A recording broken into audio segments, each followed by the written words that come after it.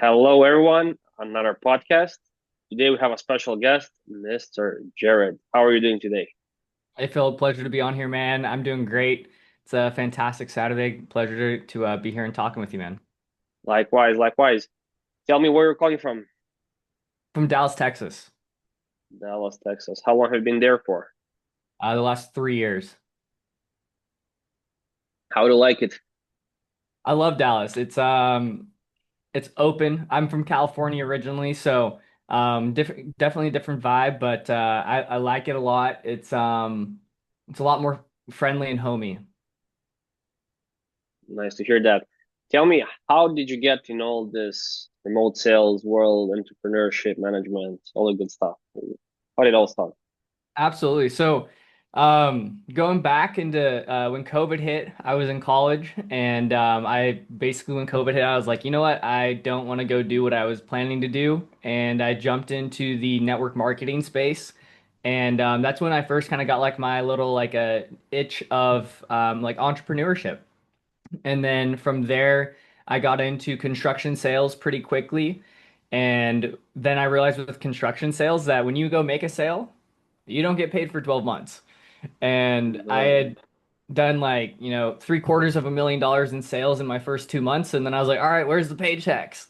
And they're like, yeah, in 12 months you'll get paid. And I'm like, oh, this is not what I want to be doing. I need faster money than that. And at the time, one of the part owners of that company invited me to a Friendsgiving in Utah. And just through networking, one of his buddies was launching an Airbnb coaching program early on when Airbnb coaching was becoming popular. And I jumped on there, was their first sales rep, and helped them develop that company and did 500,000 in 80 days with them. And that was my start into the high ticket sales space. Nice. And if I'm not mistaken, that offer was at some time number one Airbnb in the on the market, right? I think their best one was like 3 million or something like that. So I ended up going into about a year later finding B&B formula, and then yeah, ended up being a setter there, and then ended up becoming a manager within 6 weeks, and developing about 35 million with that team over the course of about a year. Not bad at all, if you ask me. Tell me, like, your career and your personal development journey, like, what helped you the most during that time? What would you say?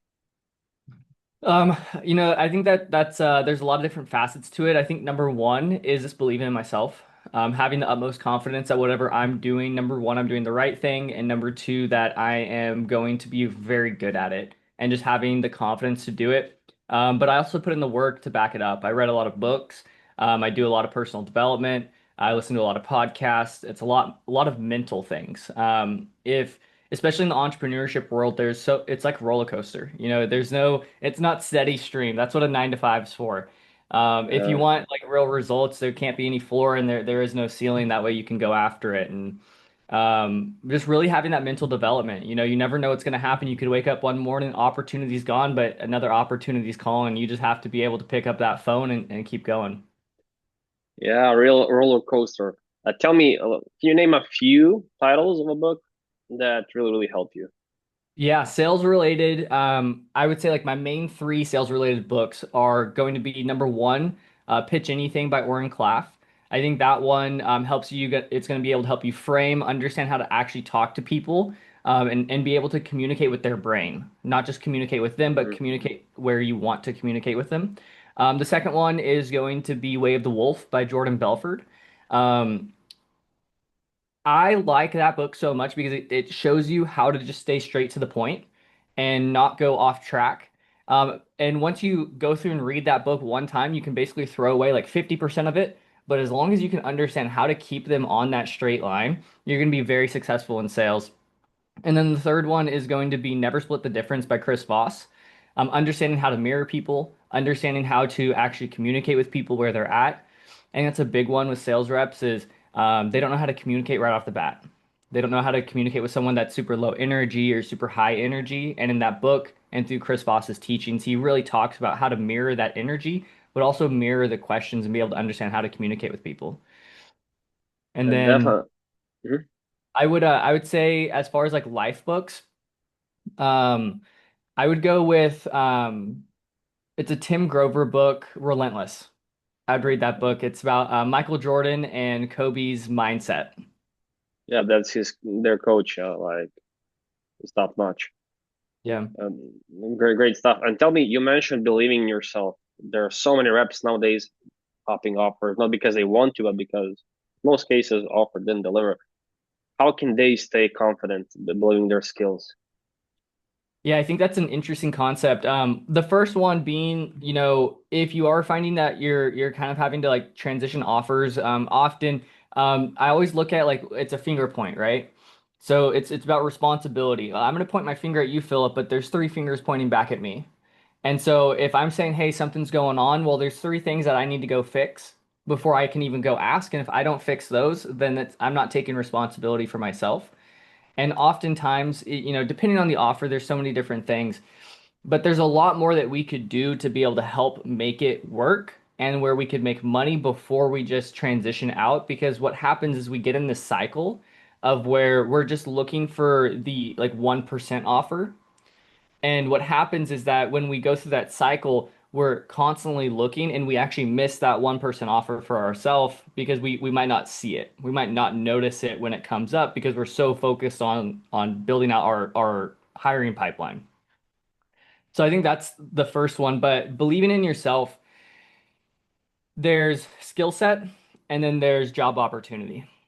And your job opportunity is not tied to your skill set. You should have a way to develop your skill set outside. That is where you take it anywhere. And anytime you jump into an opportunity, your number one skill set is sales, and then you learn the product. And so I'm a strong believer if you have a strong skill set, you can jump into any offer and be successful no matter what right off the bat because you're strong at sales. The second part is product knowledge, product offer, niche specific, things like that. And that's where like if you start to get into this realm and you're like, hey, it's not really working out, maybe it's a product problem. Maybe it's, it's a problem within the marketing, within the niche, within what's kind of going on. And then that's when I would start to look at like what the company's doing, what's kind of happening. But at first, skill set. And if you have like a rock solid skill set, I could go talk to anybody, I could sell anybody, I could network with anybody. You should be able to jump onto any offer at any point in time and be successful. Great info. Like, was there ever a moment where you almost quit, and what pulled you back in? Quit like the high ticket space, quit opportunities. Yeah, the whole journey and go back to maybe 9 to 5 classic route. So I think I've never worked a 9 to 5 before. So I've never been in that spot. I've always been in sales. I've always been commission based. I don't even believe in base pay really. It's always been based off a percentage, based off skill set. So maybe I'm a little like delusional in that way of like I don't even know what it feels like. But I would say quitting's never been an option. Quitting's never been like even the word quit isn't something that like I ever use or talk about. It's like it's a forbidden word. And so I wouldn't say that. It's always like if something's not working well, you transition and you're transitioning into opportunities. And I don't even see things as jobs. I see them as opportunities because when you have a job, now you're controlled by someone. But the thing is especially in the space, we're all our own business owners. We handle ourselves as such. We're treated as such. And so if we look at it all as an opportunity, look, I have an opportunity over here. I have an opportunity over here. I can maximize this one over here. This one might take a little bit longer. So that doesn't mean I'm not going to do both, but it means that what takes my focus and the opportunity that's going to bring me what I want right now is what's going to take the focus. Makes sense. And tell me, what's the biggest myth that people that want to break into the industry have about remote sales? The biggest myth, that's an interesting one. I think people think it's hard to break into it. Mm, It's I think people treat the high ticket sales space as like a 9 to 5, which in reality it's really not. It's if you see it as opportunity, you have to go sell yourself. And you can go get hired anywhere to do anything. And even if the job interview isn't necessarily for that position that you want, you can showcase that you would be great for that position and they'll probably give you a shot or at least put you on a pathway to take that shot. And I think one thing is that once they're in the position to take the shot, it's up to you. And if you're put in the position, you can't be like, oh, well, like I need help to do this. It's like, nah, like it's this is your pathway.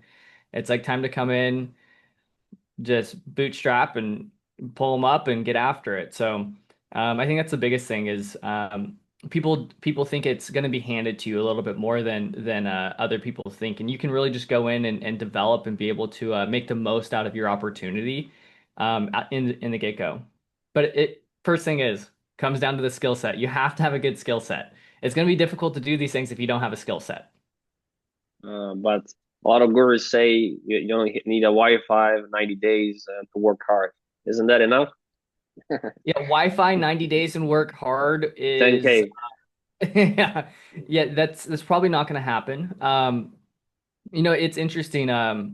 I think the thing with the guru space right now, I talk with a lot of different sales agencies and stuff, and talk with them about like they're the people that are coming in, and everyone's expecting like an inbound role or hot leads or things like that, and kind of getting like the cushy opportunities, which they're out there, they exist, but you have to have a good skill set to have it. I think a lot of people don't realize, like, even just 5 years ago, you were having to like do networking on LinkedIn, do networking on Facebook to find leads. Like that was super common. Oh, you want to make more money? Great. Use your network. Like go out and find it. Where now, like, a lot of people do have lead lists that they might be a little bit colder, but being able to really understand that, if you have an opportunity, you don't have to have the best opportunity as long as it's a good offer and you have a great skill set. And if you have those two things, really your skill set can take you anywhere and be able to make anything come true. And tell me what separates the top performers from average one? Because from my experience, whenever top performers change gigs, they always are top 20% of the leaderboard. Why is that?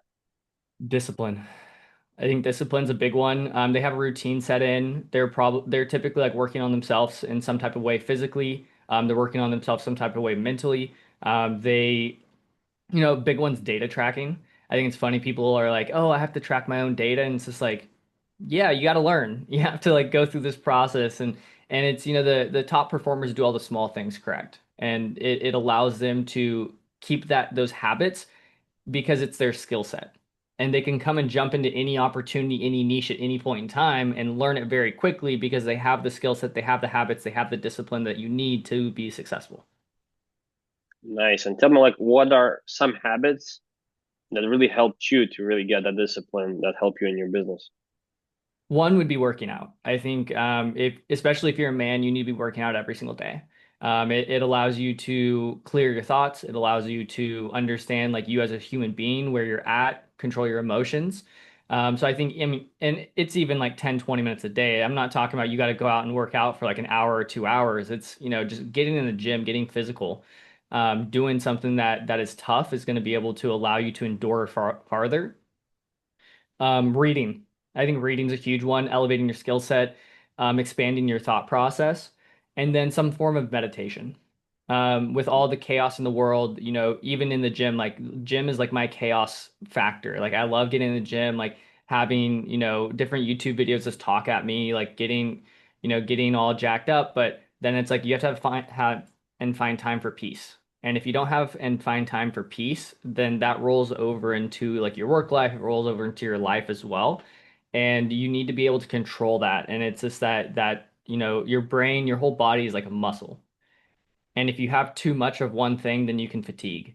And so you have to be able to use all of it together to be able to go like, okay, cool, I can be aggressive this way, or I can, get my emotions out this way, but then also control it this way. Yeah, that doesn't make sense. And tell me, now this is an interesting topic nowadays. Do you believe in morning routines, or just like Ramon says, black coffee, let's work? Ooh, I think it really depends. I think it depends on when you work best. Um, I go through phases of where like I wake up and I just do like the no caffeine, anything. I just get like some salts, some water, sit down and get to work. And I do a lot of really great work in the morning. I'll work out in the afternoon, and then I'll have like a secondary session in the evening of working. When I'm taking sales calls, I typically do have a morning routine. because I know when I'm taking sales calls, like if you're a closer, you're going to have 8 to 10 hours a day where you're not going to really be able to go do anything during the middle of the day. So then you need that morning routine. So I think it is really dependent on, do you need a morning routine? Not necessarily, but you do need a routine that fits your schedule, that works for you, and making sure that you're kind of hitting all the same structures that you need in life to be successful. Hmm. And how do you handle boredom or burnout? I mean, eventually it happens even for a little bit.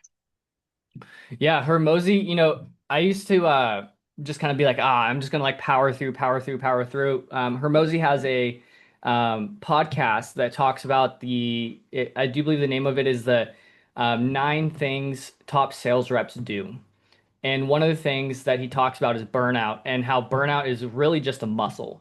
And if you see burnout as a muscle, then it just means that you've been pushing that muscle too hard without actually a break, and you need to have that little bit of a break to push through.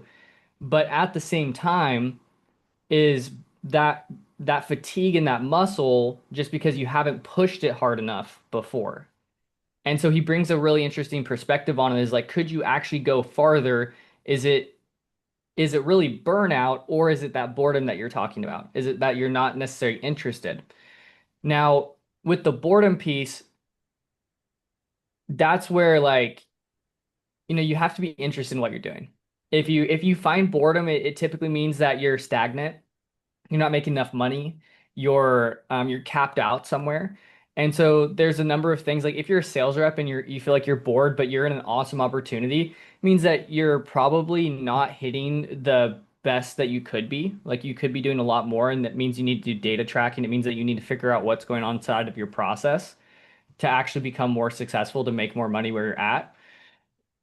If you're like a business owner and you're bored, it typically means that what you're working on doesn't interest you.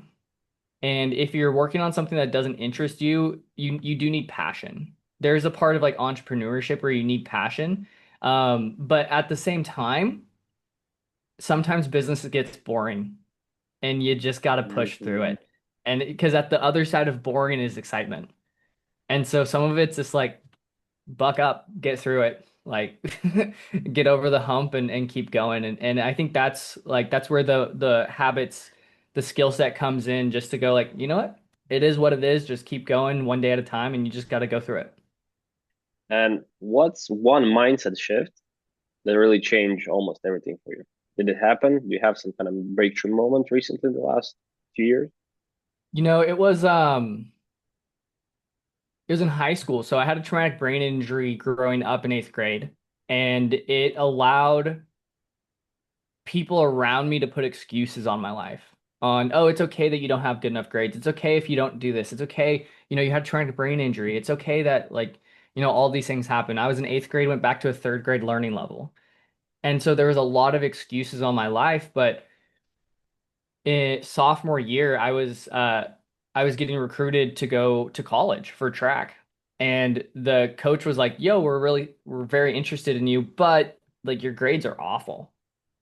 And it was just because I was like, oh, well, like, look, I had this happen. They're like, I don't care. And it was the first time where someone was like, it doesn't matter what other people say. It doesn't matter what happened in your past. It matters where you're at right now. And it just really hit me. And I took my GPA from like a 1.9 to like a 4.0 within the next year, because it was just getting rid of the excuses that other people put on my life.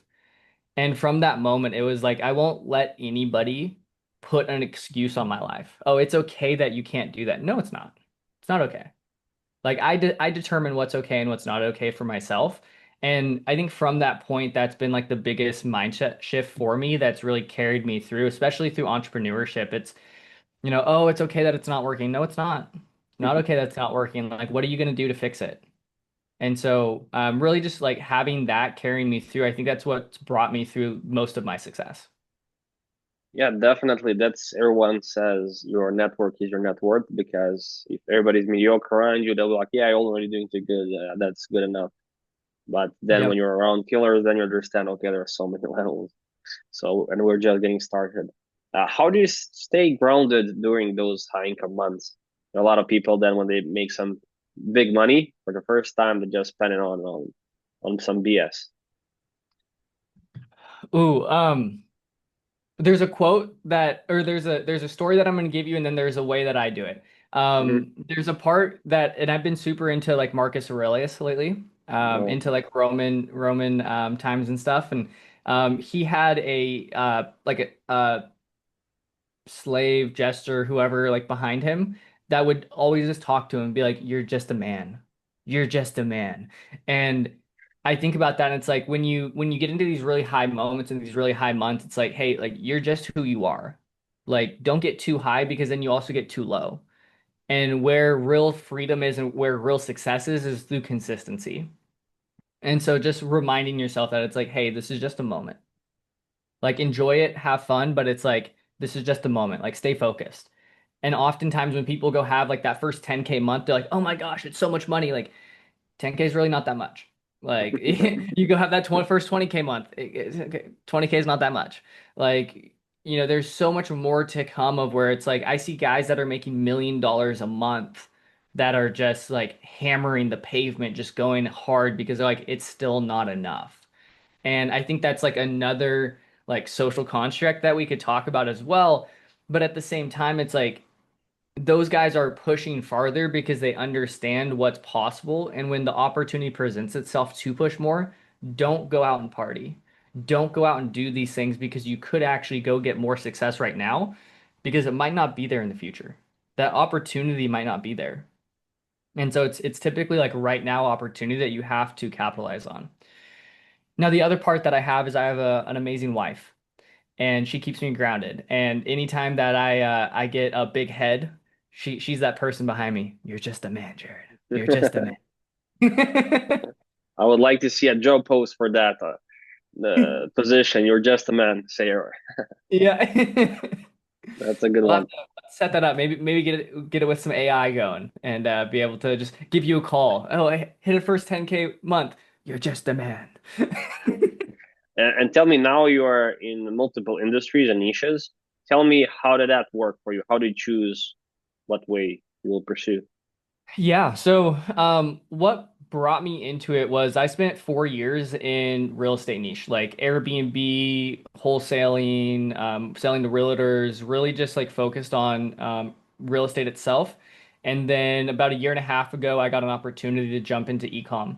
And I realized that I knew nothing about ecom, even though I've tried to launch my own ecom stores and my own brands and stuff. But when I jumped into closing and managing a team in e-commerce, I didn't know anything about it and I had to find a way to sell it. And I still ended up being the second best person on the team within my second week. Just because I figured out a way to sell it. I sold to people. I sold like what they were really wanting, not necessarily the product because I didn't know about the product. And what it did was it opened my eyes on where it's like it is the skill set. And I have an extremely high skill set in sales where I can go sell anything. I just have to know a little bit like what's the selling point behind it. And then when that came in, I was like, oh, I could actually go sell really any industry and be successful. So then I just looked up what's the most popular industry, what's kind of going on. And when I started to do that, my network naturally started to shift in that direction. And so I went and I ended up, finding a developer that is just a genius in AI. Like he can literally do anything in AI. Had no idea how to sell it though. So I'm like, perfect match. Here we go. Like I'll go sell it, you build it, we'll develop it together. And so got into the AI niche and then got Mhm. into I've always kind of been in trading. That's when I was back in network marketing. I was in network marketing during trading. Very popular niche. I know a lot about it, but I didn't know how deep it got. And so then I got into, selling these high ticket licenses to have people trade with and being able to use it as investments as hedge funds do.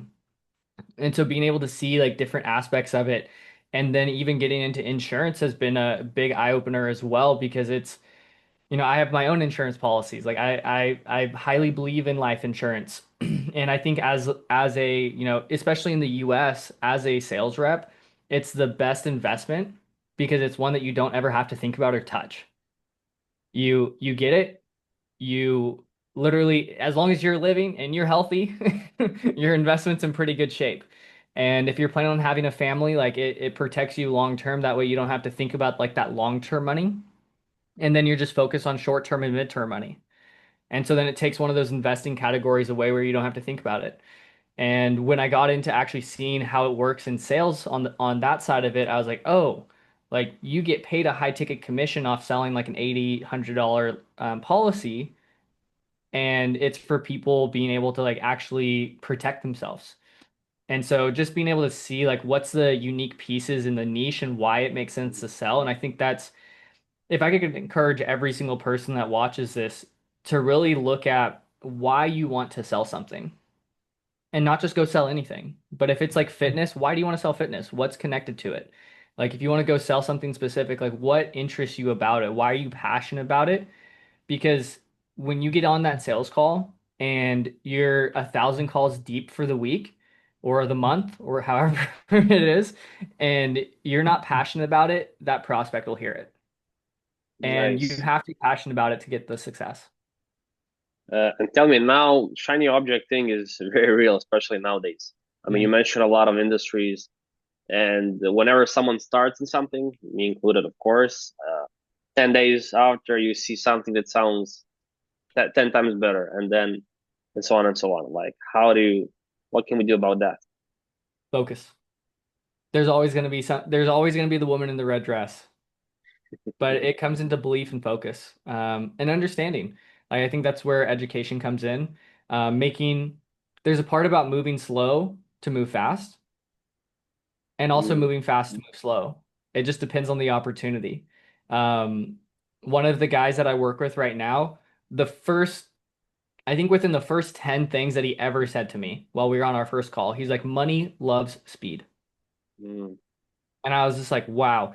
And every time I have worked with him, it has been exactly that. Every single thing. Oh, hey, we need this done. Like on the spot. And I'm not talking about like small little things. I'm talking about, oh, hey, like this business needs to be bought. Okay, cool. Let's go figure it out in the next 2, 3 weeks. And it's just like speed, speed, speed, speed. And momentum, yeah. yeah, exactly. Momentum picks it up. But also it took time to like I probably sat there for like 3, 4 months, not going real hard on that opportunity because I was like, okay, I don't fully understand it. I have to learn. I have to be able to like, okay, where does it fit in? How do I do this? And then as soon as it clicked, I was like, oh, okay. Now it's like let's go all in and go super hard on it. So I think this comes into like understanding. Sometimes it's move slow to move fast. Sometimes it's move fast to move slow. And it's just like it's a funnel. I think at the end of the day, everything comes into a funnel. Your sales, your processes, like it's just like where are you at in the funnel? How do you get to the next spot? And then what makes most sense for you? And don't make any rational decisions. Like I think people, one of the things that we talked about earlier is jumping offers too much. I think people jump too soon. I think there's Yeah, not enough communication. I mean, in the first place, they shouldn't be on the offer 80% of the time. They didn't do their homework, but yeah, Yeah, that's especially the really case set nowadays. an offer, though. Like you should have some understanding of how the offer works. What's the potential? What's the scaling potential? What's the management planning on doing? What are the numbers? Like these are all conversations that you should be having in the interview and having that honest conversation because don't be needy. Go in there and you're prospecting for them. You're prospecting the offer, and if the offer sounds good, then they're lucky to have you. And then once you're there, make them feel lucky to have you. Don't make them feel like, oh damn, like I have to carry the logs and this guy's just sitting on top of it. Like come in and put the work in. Who's gonna carry the boat? Huh? Exactly. Tell me, like, where do you see the industry in the next few years? AI, setters, bots, high ticket, low ticket communities. I mean, there's a lot of things going on. Yeah, I think in the next couple years the high ticket space is gonna make a resurgence in a lot of aspects. Um, a lot of funding options are going to come back as economy gets Mm, better. Funding options will get better, and that's really what tanked the high ticket industry was funding options. I also think the skill set's going to have to get a lot higher on the sales standpoint. It's not going to be, the FTC's cranking down on everyone. So oh, it's I know I hit a buzzword there, but um, all I good. think it's about professionality. You have to increase your skill set. You have to play within the rules. It's not just playing the game that you want to play. It's understanding the rules and playing within it. And I don't think AI is going to replace anybody. That's good. I think AI will replace a lot of bad people though. And the people that are good will learn how to use the AI as a tool. I don't think AI will replace sales reps, but I think it'll be one of the strongest tools that sales reps will use to be able to become better. And then I think I think low ticket, I think every opportunity should have like a low, mid, and high ticket. And the reason why I believe that is because you're having a like if someone's super bought in, someone's just like sold on your offer and they want to do 10K, they want to do 50K, they want to do whatever the high ticket is, awesome, jump in. Let's do it. Like let's get the full value out of it.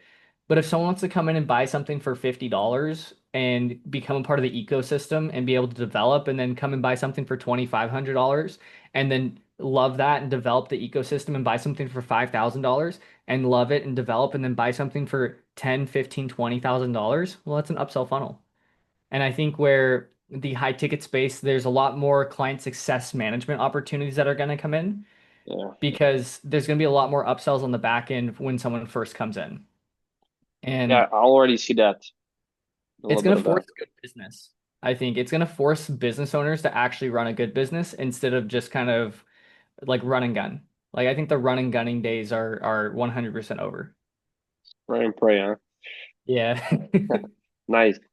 Tell me, do you have any last message for today? Yeah, I think the best information that I've gotten that's brought me the most success is focus.